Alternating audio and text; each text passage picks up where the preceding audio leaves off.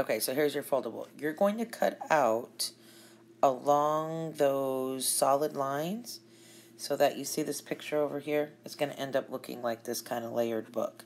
So you're going to cut out like all of these like there, and then this here is where you're going to stack them all together and staple them. Okay, so I'm going to go cut mine apart, and then I'll show you how it goes together. Okay, so cut all your pieces for your foldable out, and you see at the top here, it tells you what page you're on. Last page, page 7. So you're going to start building it from the bottom up. So give me a minute, I'll show you that next picture.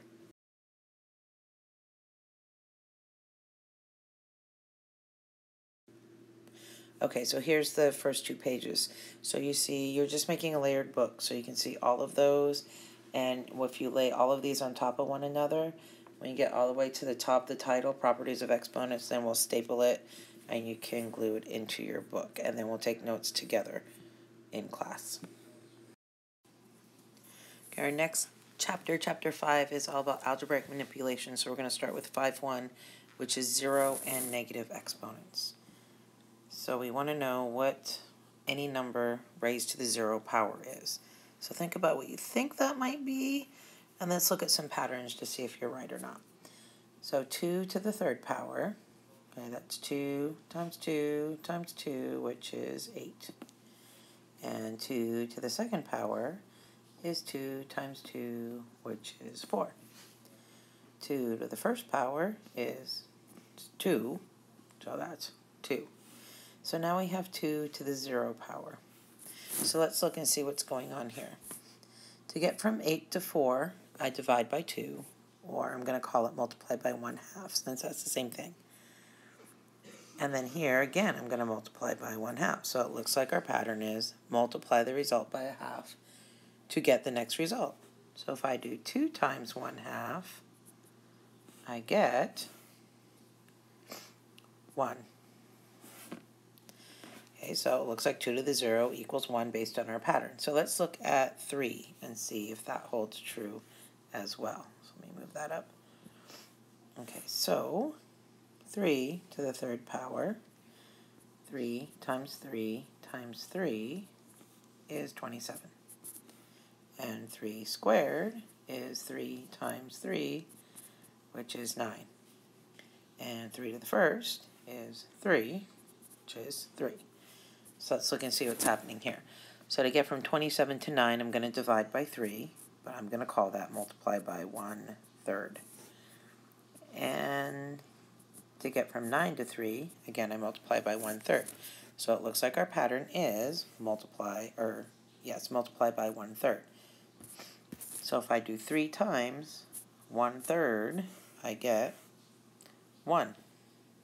So 3 to the 0 looks like it's equal to 1. Okay, let's do one more example just to convince ourselves that that is true. Move that. Let's do tens. 10 to the 3rd power, 10 times 10 times 10 is 1,000. 10 to the 2nd power, 10 times 10 is 100. And 10 to the 1st power is 10. And let's look at our pattern again. So to get from 1,000 to 100, I divide by 10. And again, I'm going to call that times 1/10. To get from 100 to 10, again, I multiply by 1/10. So one more step down would be multiplied by 1/10. And 10 times 1/10 equals 1. So it appears any number that we try to do this to, when we go through that pattern, we're going to get, when we get to the base to the 0 power, it's going to equal 1. Why? How do we know that? Because it's based on this pattern, and that is, by the way, called inductive reasoning. So we look at patterns over and over again. That's called reasoning by induction. So I am making the generalization that any number, I'm going to say A, any number raised to the 0 power equals 1. Now it's important to say any non-zero number, because you can't really raise 0 to the 0 power. That wouldn't make sense. So any non-zero number raised to the 0 power is 1. The 0 power, not a room, hang on. Power is 1. Okay, so let's look at some examples. Let me get a new page here. So 5 to the 0 power equals 1. Negative 3 to the 0 power equals 1. X to the 0 power, and just assume x is a non-zero number, equals 1. 5,729 to the 0 power equals 1. Okay, so let's look at how we can use this. If I have, say, 3x to the 0 power, I get 1. But if I have 3 times x to the 0 power, it's 3 times 1, since x to the 0 power is 1, so that gives me 3. Okay, so you want to look through your expressions when you're simplifying them and see if you see any 0 powers, because that will equal 1, and that will make your problem easier to do. Okay, so next we're going to look at negative exponents. Okay, so I'm going to use the same pattern as we did before to see if we can figure out what happens if I have a negative exponent. So 2 to the third, we said was 8, and 2 to the second is 4. 2 to the first is 2, and we just found out that 2 to the 0 is 1. So what if I go further? These exponents are decreasing by 1. So if I decrease the 0 exponent by 1, I'm going to get 2 to the negative 1. So again, since I'm multiplying these by 1/2 times 1/2 times 1/2 times 1/2, what do I get when I do 1 times 1/2? Well, 1 times 1/2 is 1/2. Okay, so 2 to the negative 2 then would be 1/2 times 1/2, which would give me 1 over 2 to the second if I write those denominators as a power, or you can evaluate it 1/4. 2 to the negative 3 would be 1/4 times 1/2. So 1/2 times 1/2 times 1/2, which would give me 1 over 2 to the third, which gives me 1/8 if I evaluate it. Okay, so let's look at another example, and then maybe we can figure out a rule to write to know how to do these exponents when they're negative.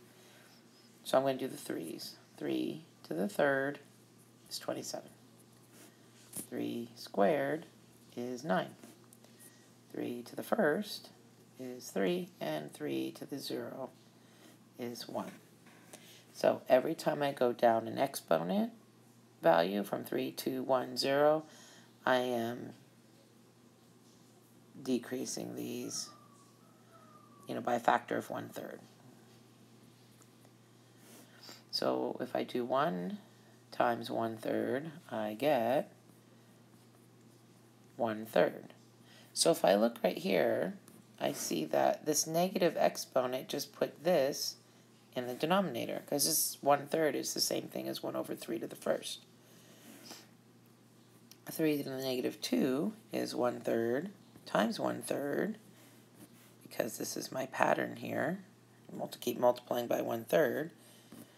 So I can write that in exponential notation as 1 over 3 squared, and then you get 1/9. So I took this, and it ended up going into the denominator. Okay, so we can make a generalization from that. You know that the negative sign, for example, negative 3 is the opposite, right? Oops. Opposite of 3. So this negative sign, a lot of times we say, means opposite. So if I have 3 to the negative 1, instead of keeping it in the numerator, I'm going to do opposite of that and put it in the denominator. So our rule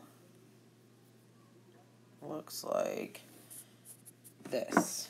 We take any number to the negative exponent will be 1 over that number to its exponent. It's reciprocal. Okay, and also if I would have the negative exponent starting in the denominator, I'm going to put it in the opposite place, put it into the numerator. Okay, so here's one rule. Any number to a negative exponent is 1 over that number. Notice the exponent stays, and now the exponent's positive. Or if I start out with the exponent in the denominator, now it goes to the numerator. Okay, and I have a video I'm going to link here so that you can watch that, and then we'll do some examples.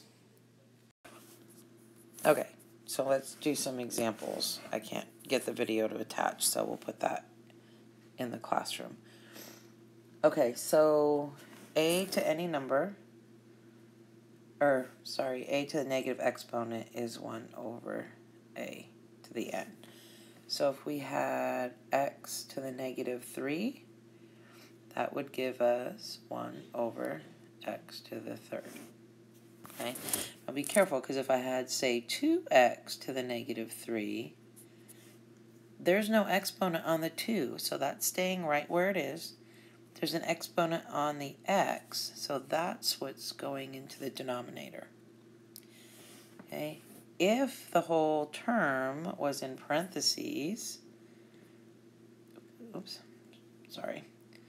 2x, the whole thing to the negative 3, now that's equal to 1 over 2x to the third.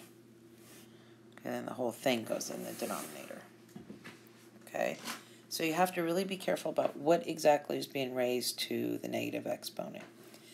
If I had, let me do one more example.